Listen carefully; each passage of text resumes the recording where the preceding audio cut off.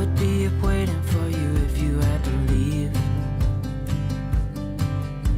I would wait a lifetime if you were at sea. I just wanna say that I feel that our love is real. Maybe we should hurry up and seal the deal. Oh, oh, I just wanna love you right. Oh, oh, love you till the end of time. I just wanna hold you for forever. Every day you're making me better. 'Cause a love like this is rare. And I wanna take you there.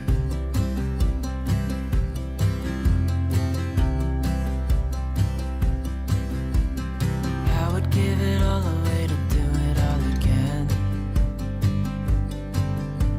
Make our love a story that would never end. Never thought I'd feel so alive, looking in your eyes. I just wanna love you till the day I die. Oh, oh, I just wanna love you right. Oh, oh, love you till the end of time. I just wanna hold you for forever. Every day you're making me better. 'Cause a love like this is rare. And I wanna take you there. If I'm gonna love somebody, I just wanna love you. If I'm gonna love somebody, I just wanna love you. If I'm gonna love somebody, I just wanna love you. If I'm gonna love somebody, I just wanna love you. Oh, oh, I just wanna love you right. Oh, oh, love you till the end of time. I just wanna hold you for forever. Every day you're making me better. 'Cause a love like this.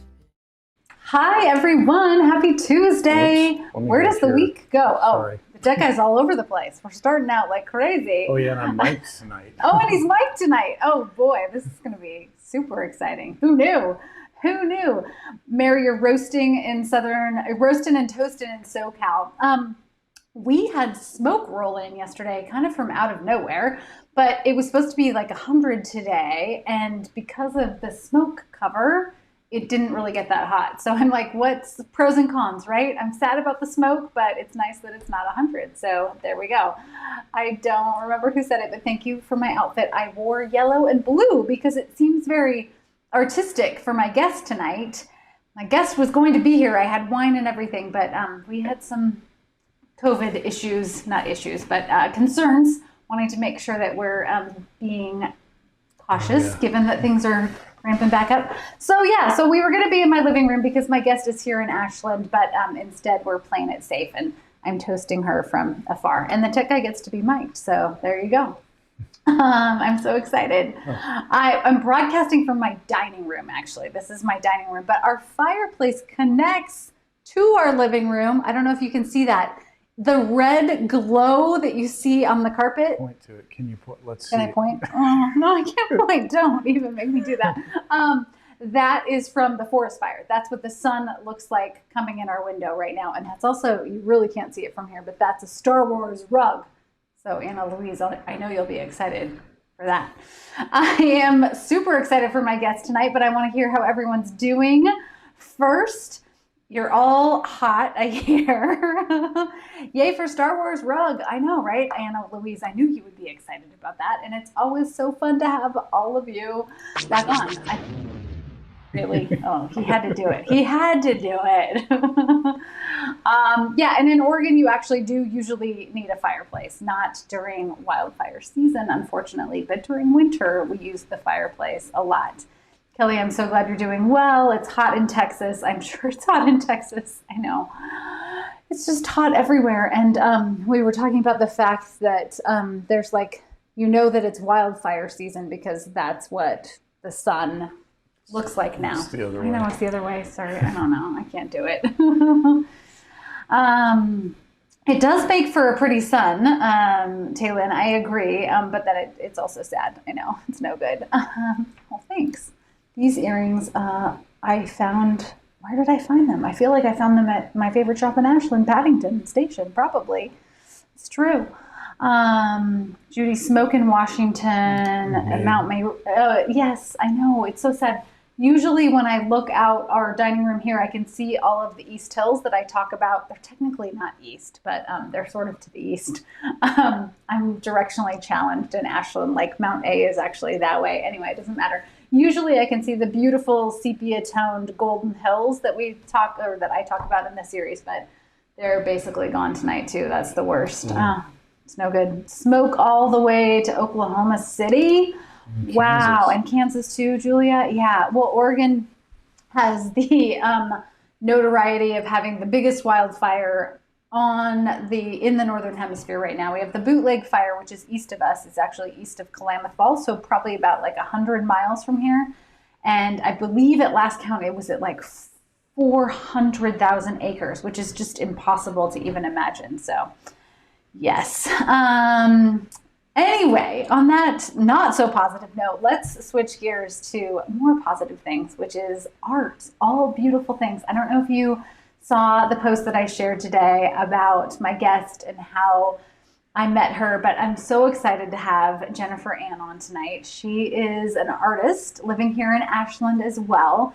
And it is not fiction when I talk about the fact that Ashland is really just like such a gathering place for creatives of all types. We're talking chefs and foodies and obviously incredibly talented artists like Jennifer Ann, but poets and singers and playwrights. And if that theme resonates with you when you read the Bakeshop Mysteries, I think you're going to be really excited about getting to meet Jennifer Ann tonight.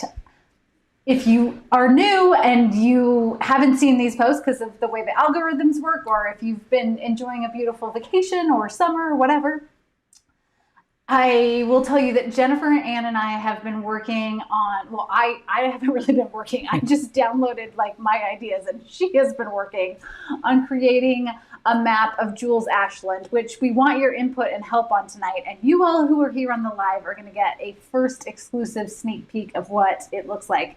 She and I are also partnering on the cover art for the new book that I'm working on, which we'll be ready to share in a couple weeks. So this just gives you a little taste of her talent. I mean, I want that wall I just want it everywhere. I want every wall in my house to look like that. Can you believe it? Penny, artist communities are the best. Yeah, it's true. There's such an energy then, I think, that everybody feeds off of. And I am so not visual. Words are 100% my medium. I am someone who's completely auditory. I don't really see images when I close my eyes. So it's just stunning to me that someone can create things that look like this. I know, Annette, isn't it just beautiful? She's so amazing. I'm so excited for everything that she does. So without further ado, let's welcome Jennifer Ann on. Hello. Hello. How are you?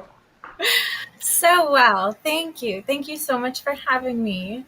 I'm so excited to have you. I'm so excited about all of this. I shared today on social that we met at a tea party, but let's elaborate just on that a little bit because I think it does touch on just how magical Ashland is. It's true. Yes, we were both invited to a beautiful tea party by two of our friends, Jessica and Crystal, an amazing baking duo. And they And they specialize in making the most delicious treats that also happen to be allergen free and vegan and everything, and still just blow it out of the park. It's so good. So it looks beautiful, but it tastes just as amazing. Yeah. Absolutely. Yeah. So we literally, that's how we got connected a few years ago. I think that was in 2019. And I have basically been stalking you ever since. And so when it came time to be thinking about a map, I knew that I wanted to reach out to you, but I was so nervous because I've never worked with an artist before. And I thought, like, would I offend you if I email you and say, would you even be interested? Like, I don't even know how this process works. So my gift to everyone watching is sometimes, like, if you're nervous and you're not sure, just reach out and ask, because I think if I had just sat on my nerves for a while, I probably would have like chickened out and not asked you, because I would have been like, oh, she's too good. She's not going to want to work on my little Ashland map. And I'm so glad you did. It was like opening that email was like, oh my gosh, this is huge. I know. So see, you just have to sometimes take that step. Can you talk a little bit to start about just, your interest in art? Did you always sort of know that you wanted to be an artist? Like, how has that evolution been for you? Yeah, I think just from such a young age, I have always been drawn to representational art in some shape, way, or form. And my parents let me take just such a variety of classes. So I got to learn so many different mediums and channels to be able to express myself. And I feel like there is a form that, like, that's how I think and that's how I process. And so anytime I've ever left art, throughout the years, I've always come back to it like full-heartedly. Yeah. Is it a space for you where you're like, okay, for me, I talk a lot about the fact that if I'm not actually in the middle of a story, or that kind of even like sketching out an idea, I can feel my anxiety start to spin out. Like, is it similar if you're not like focused on a project?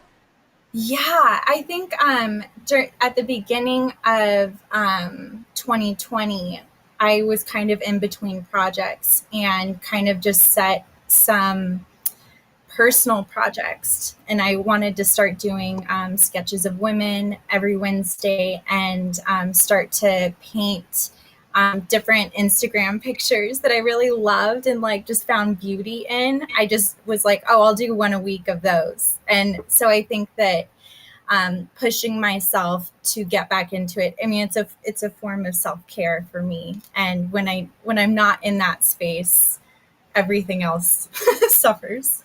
Right. I know. Like, then it's like, oh, it all falls apart.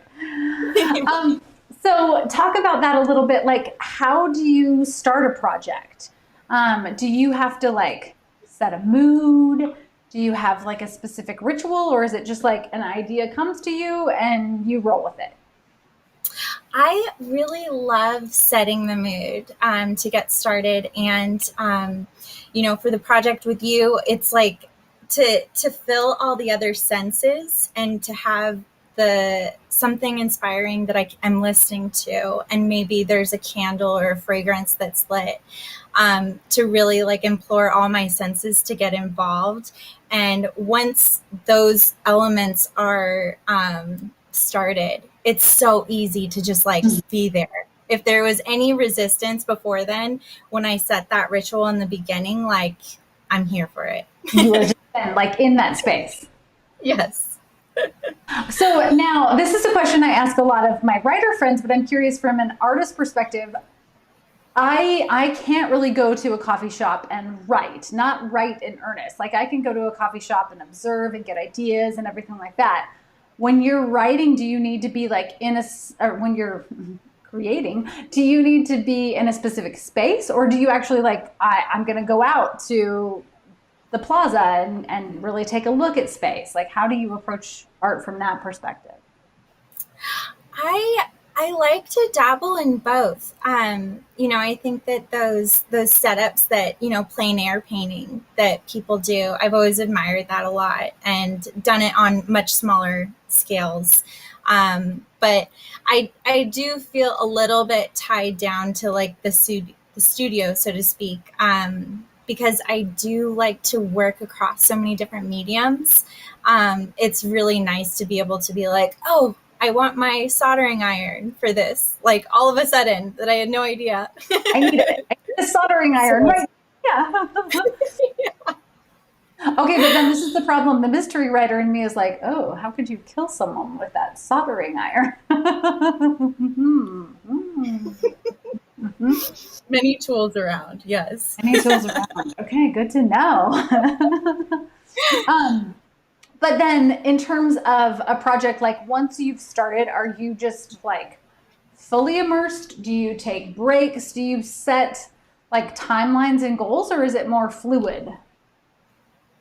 I would say it probably depends on the project. I feel like working on this really exciting project with you, I am really enjoying like all the moments that I get to have to work on it. And with that, I really enjoyed. I'm on Live and Let Pie in the series, so I am still making my way.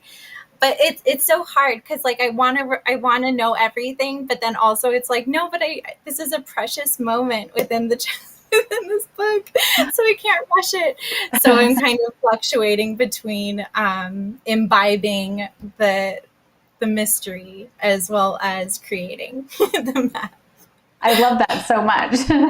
Just as a quick aside, Sharon says through the eye, soldering iron. That'd do it. Oh, a soldering iron through the eye. Oh, yeah. Ouch. See, Yeah. we have some mystery writers in this group, so Jennifer Ann, just like be forewarned. This could get bloody. This is we're talking about art. It's getting violent. Putting it down the throat. Whoa, Annette. Okay, here we go. Those are such good mystery writers. For a murder weapon. We're gonna just plot out the next bake shop together right now. Okay. I love it. Where do you typically draw inspiration when you're working? Like, for example, the Women on Wednesday project. Like, how did you just decide? Like, how did that come about? Yeah, the women. I felt a couple years ago I had gotten out of my life had changed a bit, and I felt like it was kind of time to reboot where I gathered like inspiration for my day, inspiration for how I wanted to be in the world, and I kind of just wanted to reboot. And I looked to women that were showing up in my feed and inspiring me, whether that was a company that they had started that was doing nonprofit work, or, a singer that just, floored me every time I listened to their album. And it became like almost like a medicine to draw these women that do inspire me. And then they're all on a wall where I have my morning meditation and coffee. So it's like I get to look up and be like, I'm going to make you proud today, ladies. I love that so much. That's just brilliant. We all need to have like morning coffee with Beyonce on the wall or whatever, like, yeah. There you go. Yeah. What about go ahead. Yeah.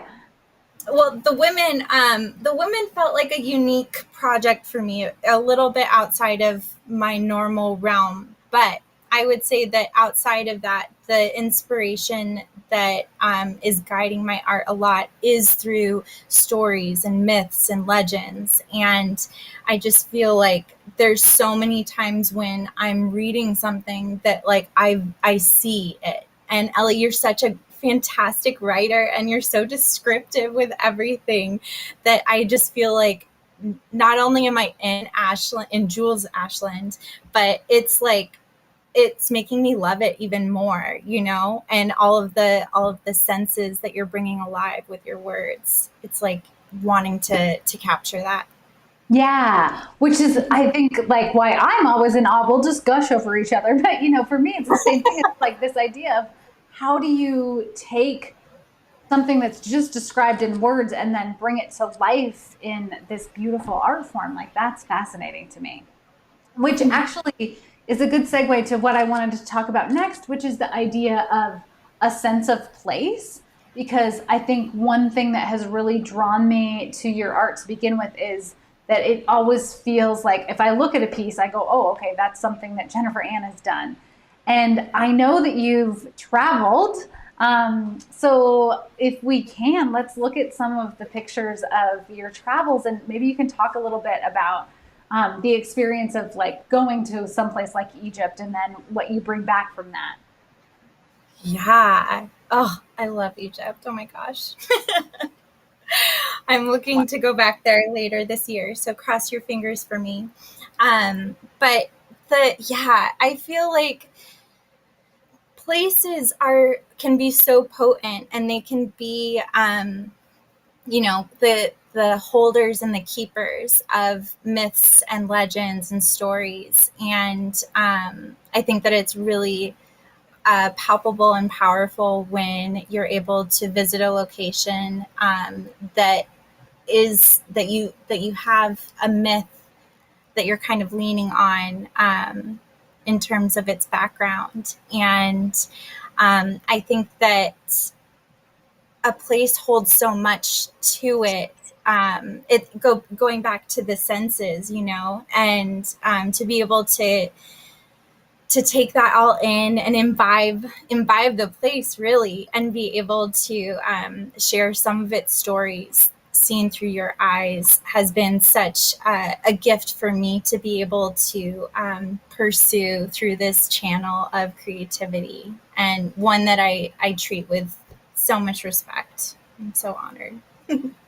So when you're, let's say, on this trip in Egypt, is your mind is it sort of racing? Like, do you go through, like, while you're there, do you bring your sketchbooks and you're starting to jot down ideas? Or is it more like you're just sort of living in that space and then you come back to Ashland and you go, okay, now I know it is like what direction I want to take with it?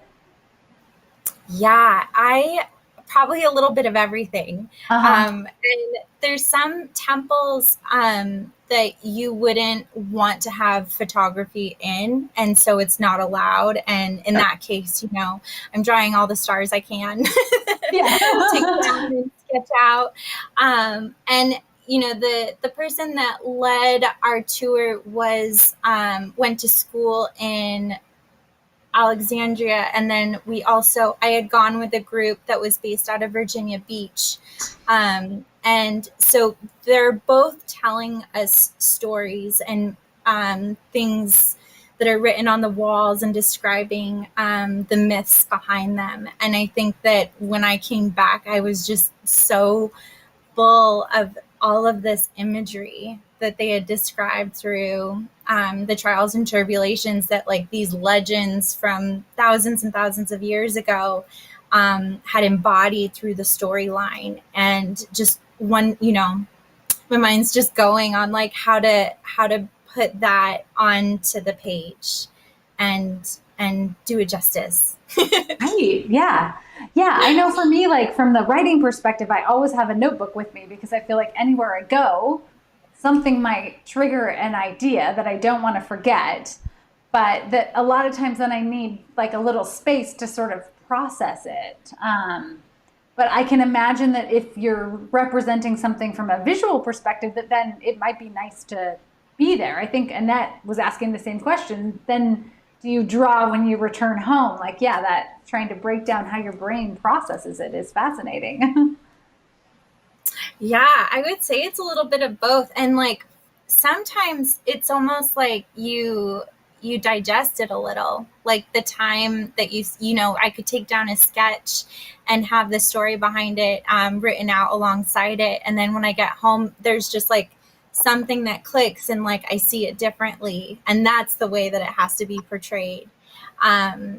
So yeah, it's such a rewarding creative channel, as I'm sure writing, you feel the same way. Absolutely. So that's a good entry into my next question, which is, what is it like to then see your work out in the world? Because recently you had a showing. Well, you've had a few here in the Valley at multiple places. So what is that like as an artist? Like to go and go, oh my gosh, that's my art on the wall. I love it. I feel like I do. I mean, there's a lot of nerves too, to put anything that you create out into the world. But I feel like our community is just so supportive of the creatives and the arts, and I just feel so enlivened by the whole thing, and to be able to talk to people about my work. It's like a jump start to like go home and just get back to work. Totally. Yeah. Is there a question that you wish people would ask you about your art? I think that I feel as if I am more intrigued with what they might like. I want to ask them questions. Okay, yeah. So like, yeah, like what would you ask somebody else who's seeing your art? Like, what would you want to ask them? That's great. I mean, I think that there's certain elements, like sometimes there's abstract components that are tied into my work, and looking at abstract art, could sometimes be like looking at a cloud. Like you could see a tiger and I could see a lion, and both of us are right, and maybe both of us are wrong. But I just really appreciate the different perspectives that can come, and even just like as you're talking it out and as you're seeing things, like the conversation changes and you're seeing something else. And sometimes in seeing my artwork through someone else's eyes, like that shifts my relationship with that piece. Ah. Which is cool too, because I mean, I feel like that they're living in essence, and so it's something that I have a relationship with. And yeah, even once it's up on the wall, my relationship with that art piece is still growing. Do you ever, like, are you self-critical? I know for me, sometimes I'll read back through an earlier book that I wrote and think like, oh, I could have done, why didn't I choose that word? I wish I would have like done something better with that sentence. Yeah, absolutely. And I think that I've seen some artists that I work with, like if they have had a piece for years and years and it's never sold as that way, like sometimes they'll just bring it out and put it on the wall and look at it. And sometimes they'll change it and they'll just, it's a different painting then, and I haven't got into that realm, but I admire that. And I think that that's like a valid way to navigate those feelings that do come up, because sometimes, maybe that's a continuation of the relationship that you have with that piece. I love that you call it a relationship. I'm going to start calling my writing a relationship. That's kinder. Sometimes I think we're our own worst critics, and you have that. I know most of my writer friends battle with that editing voice. Like, do you have a separate part of your brain that comes into work? Like when you're first coming up with a sketch, that's sort of the creative energy, and then you come through with a different lens? Absolutely. Yeah. When I saw your Instagram post a while ago about fear storming, I was like, it's brilliant. That's such a good, concise way to name it. And I love that practice. And, I think that with the women's sketches, like that started out in addition to, being inspired by these ladies, it was also a recognition that my portrait drawing was way, way out of, that muscle was not flexed anymore. And I thought, well, if I set a timer for 20 minutes and do this sketch, if I hate it, it was just 20 minutes. Yes, I love that. I talk about that all the time, and people who are starting to write, like, yes, 15 minutes, 20 minutes, just like start building that muscle memory. 100%. That's awesome. Absolutely. Yeah. And it feels like that muscle is growing and getting stronger, but still, if there, it, all of a sudden you'll think you're so like that muscle is like primed and ready to go. And then like you'll be a mile down the road and you have to do it again. Like for whatever reason, it didn't work that day. Right. Which I think, it's very applicable for life in general. A good Absolutely. lesson for me to learn at any point. Yes, definitely. Or you wanted to do a question? Sure. Okay, yeah, go for it. Sharon wants to know, have you ever torn up a work because you were so unhappy with it? Please say no. No, I don't know. I don't think I have. Yeah. I have one way that I have gone back to an older piece that I was unhappy with was there is a component within it that I really liked. And so I like cut that away from the rest of the piece. So it wasn't a tear. And then that one part went on to live another life on another painting.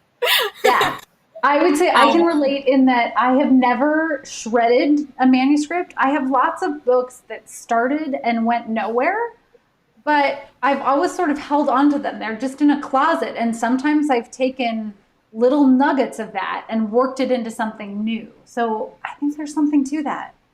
Yeah, I do. I like that idea, though. I think that there is like a passion and like all sorts of emotions that do come through our creative process. And I think that, I wouldn't hold it against myself if I ever did tear up a piece.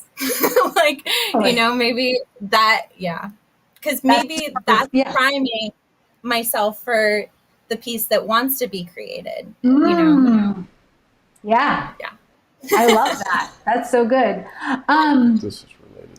Okay. Oh, sorry. Annette says, do you ever feel so strongly about your art that you can't bear to let it go? Oh, yeah. That's a great question, Annette. I was curious about that too. Yeah, that's a great question. The rule that I've leaned on from some of the other artists in Ashland that I've worked alongside with and had the honor to meet is that you price it higher. Mm.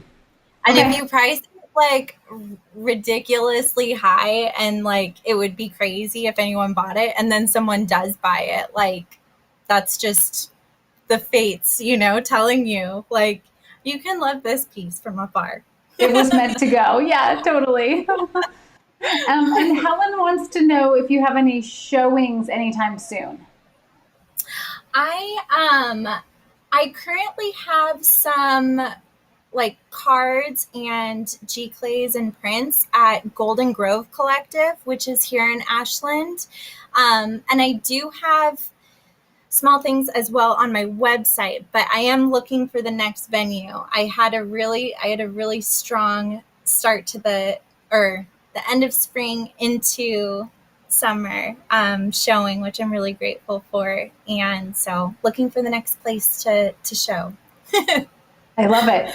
Actually, I want to chat about that a little bit because I think sometimes for, if someone's unfamiliar with a particular medium, right? I feel comfortable in the world of words and books and everything, but I go to a gallery showing and I think like, oh, I don't know what to say. I don't know how to behave. Like, what do I do?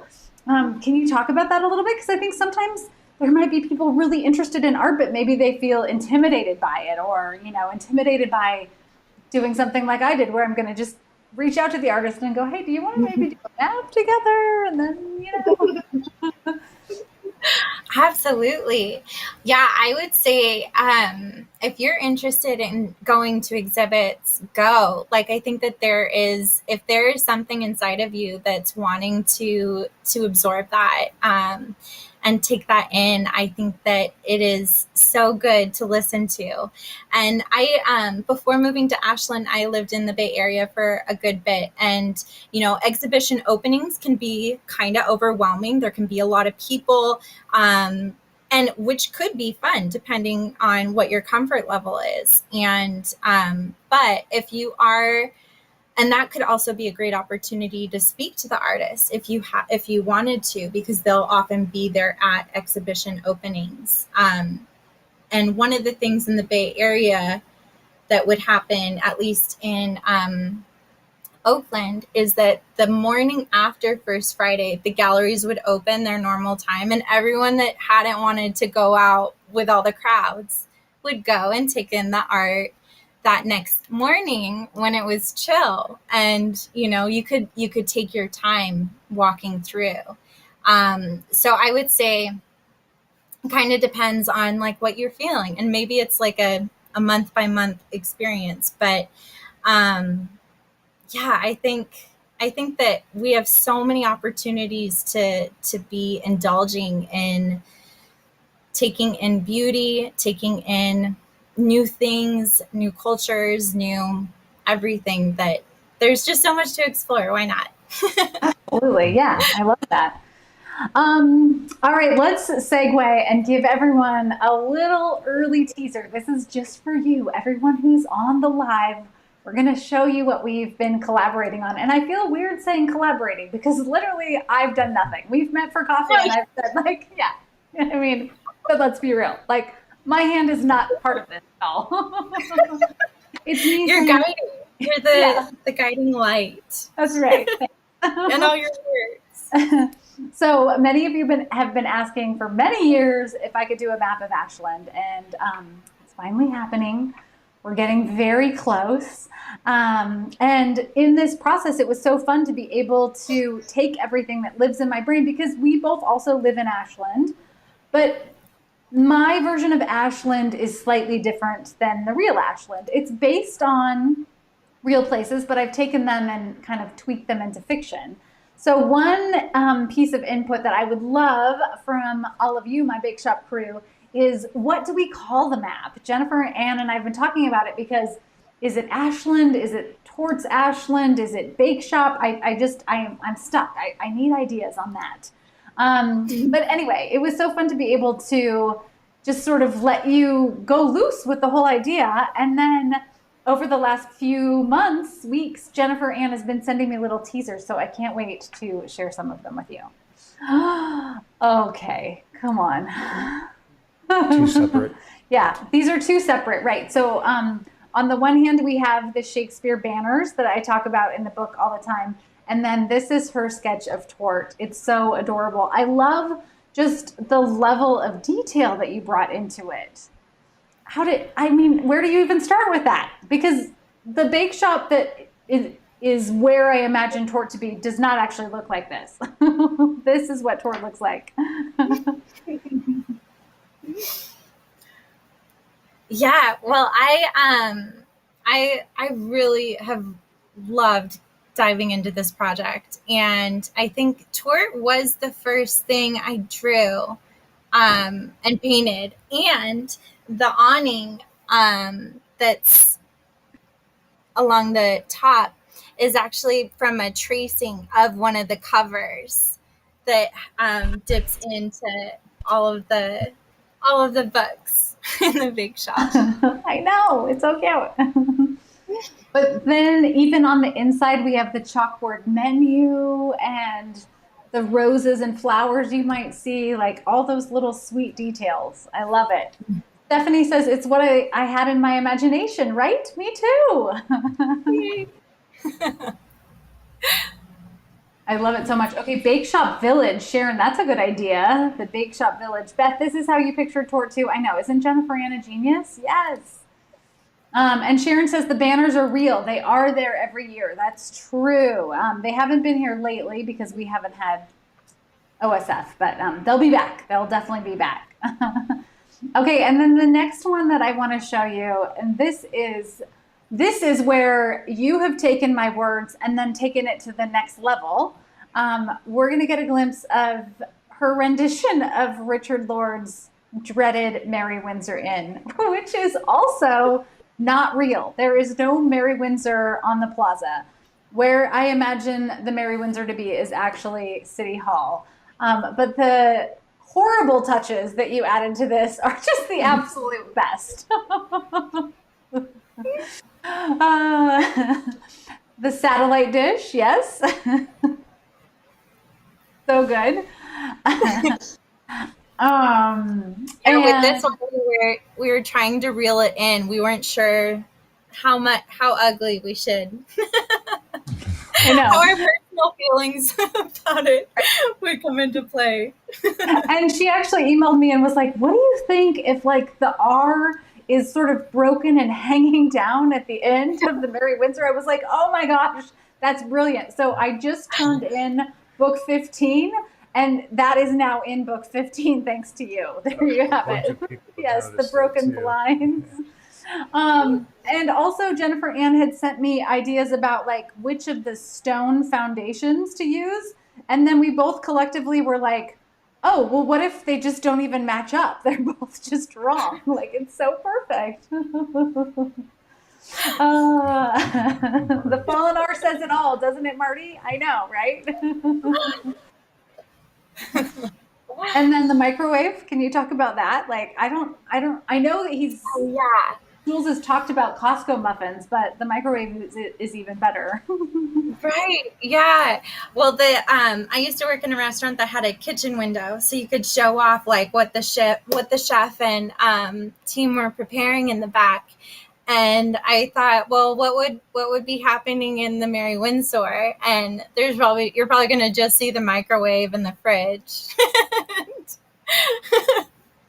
And then I wanted to include it. It just, there's not much to look at if you were sitting on those gold plastic vinyl seats, except the bathroom and the kitchen window that shows you the microwave. It's so perfect.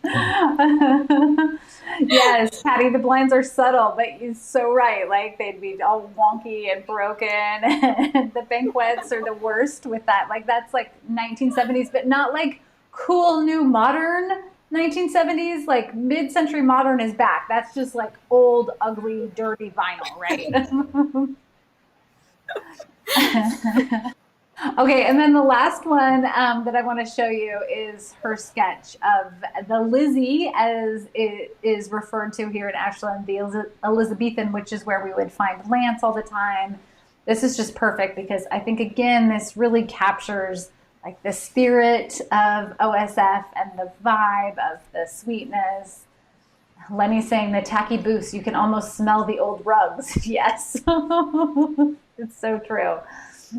And I'm super curious, like the Elizabethan isn't open, so you just created this from your head and other sketches? Like, how do you even tackle something like this? Thankfully, this is a very well-documented theater, being America's first Elizabethan theater. Yeah. And so I was able to source some images. And what's interesting is the bottom corners, those change out with what play is going on at that point.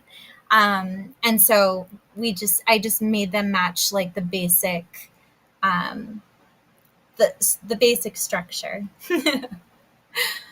It's so good. It's so perfect. And like when I look at this, I just imagine that Lance is like standing center stage, like, giving everyone directions. Stephanie, yeah, it is based, OSF's the Elizabethan here, which is called the Lizzie by locals, is based on the Globe. So that totally makes sense. And the amazing thing about it is actors come in on all those levels. So even the upper level and the very top where you see those windows, like if you're seeing a play live there, those are all in play. So good. So the next step in the process is all these little vignettes that you're painting of Jules Ashland or whatever else we come up with collectively to call it. It's going to go on a big map that then is going to get shrunk down. Yes. So, yeah. Do you want to give everyone a little tiny sneak peek of that? Yeah. Okay, wait for it. We need a drum roll. Oh. Sorry, tech guy, didn't prep you for that. Look at that. I can't even stand it. I love it so much. I know. So great. It is going to be great, Marty. Isn't that amazing? Yes. So soon that is going to be in its final rendition. I can't wait either. It's going to be so fun. And then my vision is when and if you all can come to Ashland, you can actually take a walking tour. We went back and forth as to whether we were going to do it horizontally or vertically. But I love the vertical idea because it's like you could actually walk through all of the spots on the map. So cool. I know. Love it.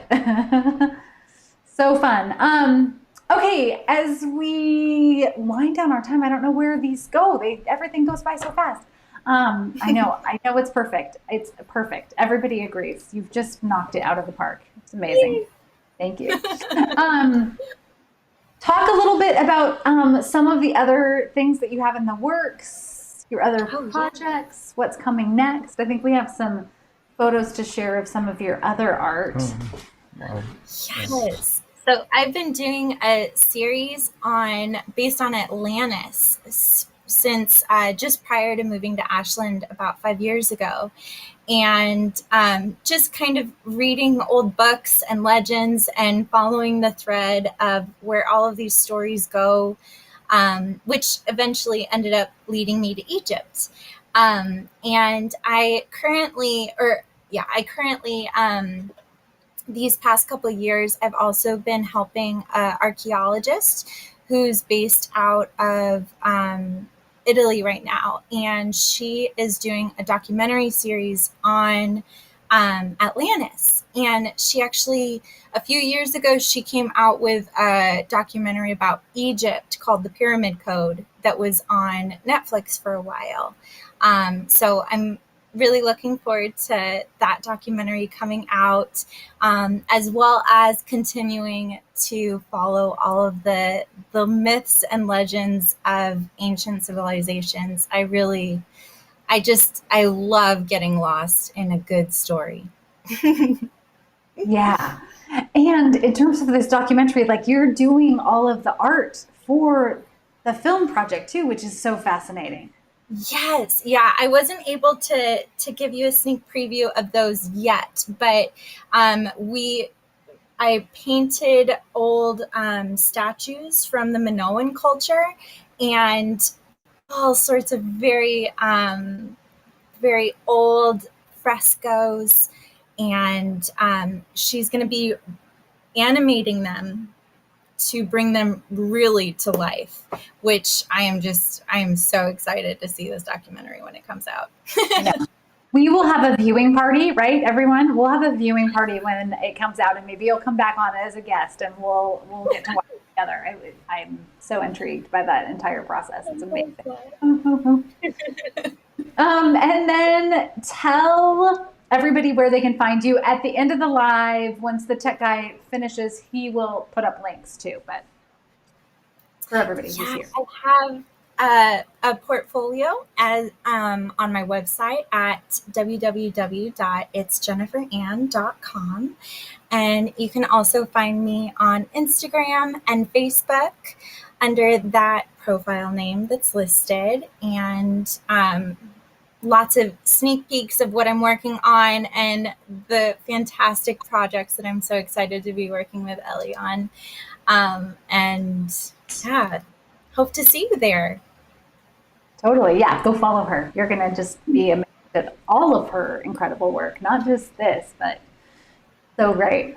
Well, you know that I'm over the moon with everything that you've created, and it's been so fun to get to share that with readers. So thank you so much for saying yes to this project, and also for coming on tonight to give everybody an early glimpse.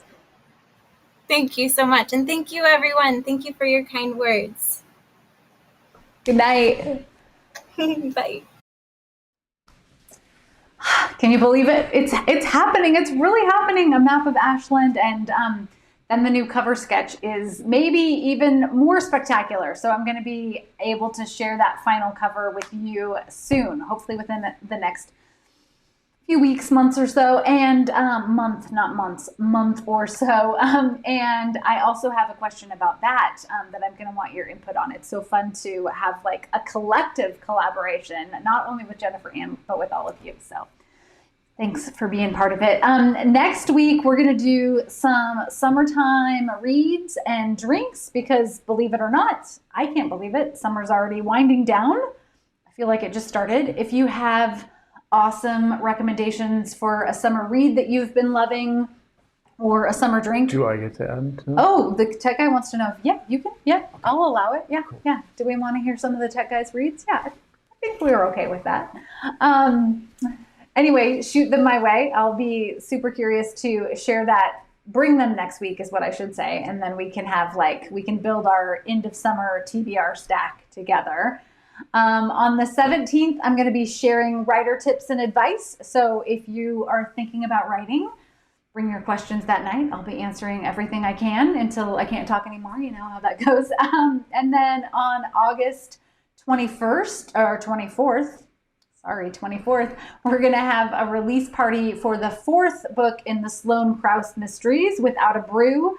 It comes out in paperback that day, so we'll definitely have something German and beerish and awesome. And then last but not least, to wrap up the month, we are going to have our fall Etsy product release event. The tech guy has been crafting away. I can't even tell you how crafty he's been. He's super excited for all of his fall deliciousness. Let's just put it that way. And, there might even be some giveaways that night, right? Are you thinking of maybe sharing a few? Yeah, he says yes. Oh, yes. yeah. I'm with you, Mary. Bring on fall. I cannot wait. I'm done with the heat. So we'll have our summer wrap up and then we'll segue into fall. I think we should have a running poll of how soon everyone thinks pumpkin spice starts to show up in stores. I'm thinking the 3rd week of August. Maybe you've already found it. Whoever finds it first, I don't know, you get a prize or something. Anyway, as always, so great to spend a Tuesday with you. Happy end of summer, early summer, whatever it is, and happy reading, and I will see you here next week.